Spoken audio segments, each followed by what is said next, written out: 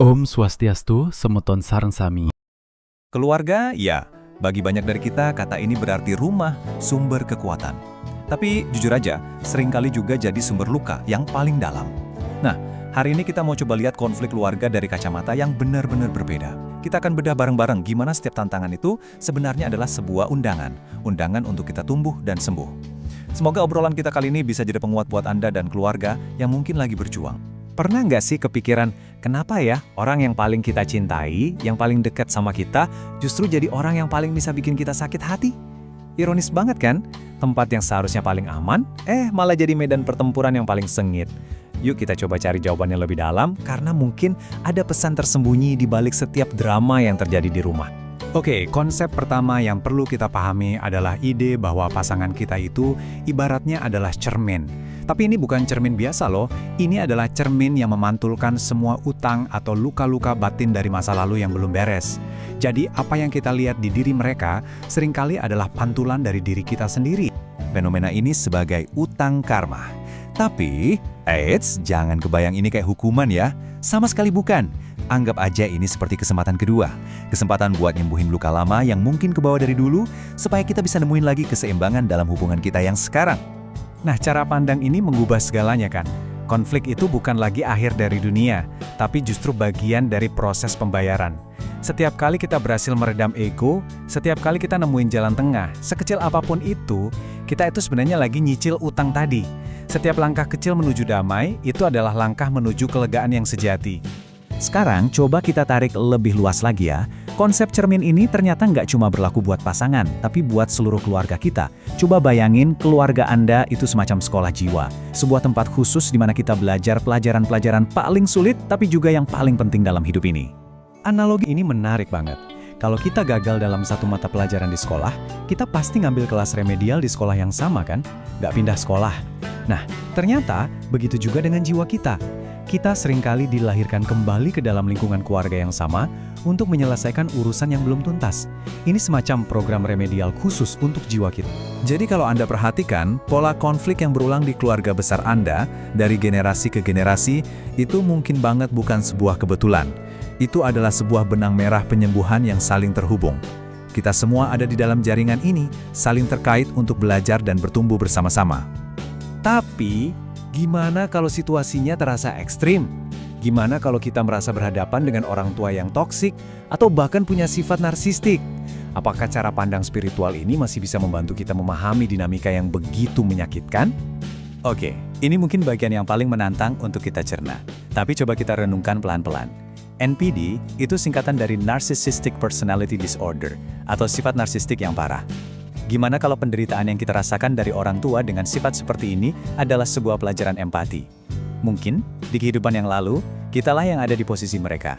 Dan sekarang, kita diberi kesempatan untuk merasakan dampaknya. Ini bukan hukuman loh, tapi sebuah jalan untuk memutus siklus rasa sakit itu untuk selamanya. Nah, ini dia inti pesannya. Anda tidak dilahirkan dalam situasi sulit ini untuk menderita tanpa henti. Anda ada di sana justru untuk menjadi sang pemutus rantai. Anda punya kekuatan untuk bilang, cukup, rasa sakit ini berhenti di saya, agar luka yang sama nggak perlu diwariskan lagi ke anak cucu kita. Anda adalah sang pemutus rantai karma keluarga. Terus pertanyaannya sekarang, gimana caranya memutus rantai itu secara praktis? Apalagi pas emosi lagi di puncak-puncaknya. Jawabannya sebenarnya sederhana, tapi luar biasa kuat. Sesuatu yang kita semua punya, kekuatan untuk diam. Coba deh bayangin pertengkaran itu kayak api unggun. Api itu bakal terus berkobar selama ada yang melempar kayu bakar ke dalamnya. Kata-kata kasar, pembelaan diri, saling menyalahkan, itu semua adalah kayu bakarnya. Nah, saat Anda memilih untuk diam, Anda itu bukan berarti kalah atau menyerah. Anda secara sadar berhenti melempar kayu bakar. Anda membiarkan apinya padam dengan sendirinya. Dan di saat hening itulah, sesuatu yang ajaib terjadi. Medan perang yang tadinya ada di luar antara Anda dan orang lain, tiba-tiba pindah ke dalam diri kita. Kita berhenti berdebat dengan orang lain dan mulai berdialog dengan diri sendiri. Antara pikiran kita yang lagi panas dan hati nurani kita yang biasanya lebih bijak. Disitulah kejernihan dan solusi sejati bisa muncul. Jadi gimana sih dialog batin ini bekerja? Gampang kok, ada 3 langkah sederhana. Pertama, akui dulu rasa sakitnya. Oke, kata-katanya emang nyakitin. Kedua, tanyakan ke diri sendiri, tapi apakah ini beneran penting buat aku tanggapi? Dan yang ketiga, ambil lagi kendali Anda. Negativitas dia nggak harus jadi penderitaan gue. Ini cara ampuh untuk membangun perisai batin dan mengubah fokus dari rasa sakit ke kekuatan diri. Nah, setelah kita belajar mengelola konflik, ada satu langkah terakhir yang bisa membawa penyembuhan ke level yang paling tinggi. Sesuatu yang sering banget kita lupakan kekuatannya, yaitu rasa syukur. Ada sebuah kebenaran yang indah banget di sini. Saat seorang anak tulus berterima kasih kepada orang tuanya, saat itu juga orang tua akan merasakan kebahagiaan yang berlipat-lipat ganda. Bukan karena hadiah mahal, tapi karena mereka merasa pengorbanan mereka selama ini dilihat dan dihargai. Inilah hadiah terbaik yang nggak akan pernah bisa dibeli dengan uang. Dan yuk, kita ingat lagi sejenak pengorbanan orang tua yang seringkali nggak terlihat. Seorang ibu yang bertaruh nyawa saat melahirkan kita. Seorang ayah yang seringkali memendam bebannya sendiri supaya keluarganya nggak khawatir. Dan betapa hancurnya hati seorang ayah saat tahu putrinya nggak bahagia dalam pernikahannya. Mengingat hal-hal ini bisa membuka hati kita untuk lebih berempati dan menghargai perjuangan mereka. Sebagai penutup, yuk kita sama-sama tanyakan pada diri sendiri. Apa ya cara terbaik bagi saya untuk menghormati perjalanan keluarga saya? Gak ada jawaban yang salah di sini.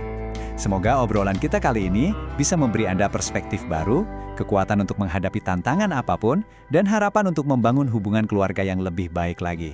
Terima kasih sudah menyimak.